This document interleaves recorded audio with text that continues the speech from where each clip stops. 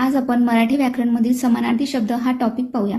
चला तर मग समानार्थी शब्द म्हणजे काय हे माहित आहे का? तर समानार्थी शब्द म्हणजे असे शब्द ज्यांचा अर्थ हा सारखाच असतो पण शब्द हे भिन्न असतात, म्हणजे शब्द हे वेगवेगळे असतात। हे आपण उदाहरणाच्या माध्यमातून समजून घेऊया। पहिला आहे कच। कच म्हणजेच की माघार, अडचण, संकट आणि अरिष्ट या सर्व शब्दांचे अर्थ हे सारखेच आहेत पण शब्द काय आहेत, वेगवेगळे आहेत। म्हणजेच की कवच म्हणजेच आपण त्याला म्हणतो आच्छादन, आवरण, टरफल। नंतर आहे 3 कळस। कळस म्हणजे शिखर, टोक, घुमट आणि कलश। नंतर कथा। कथा म्हणजे गोष्ट, हकीकत, हकीगत। नंतर आहे कपाळ। कपाळचा अर्थच ललाट, भाल, निढळ, निटल।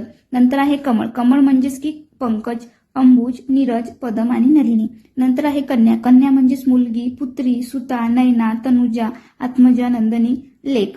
नंतर आहे कल्याण। कल्याण म्हणजेच की हित, कुशल, क्षेम। नंतर आहे कठोर। कठोर म्हणजेच निर्दय, निष्ठुर। नंतर आहे कष्ट। कष्ट म्हणजे श्रम किंवा मेहनत।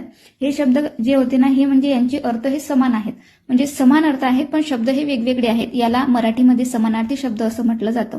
हा टॉपिक होता मराठी व्याकरणमधील समानार्थी शब्द। चला तर मग तुम्हाला हा जर व्हिडिओ आवडला असेल तर व्हिडिओला लाईक करा, शेअर करा आणि सबस्क्राईब करायला विसरू नका। धन्यवाद। असेच नवनवीन व्हिडिओसाठी आम्हाला फॉलो करत राहा।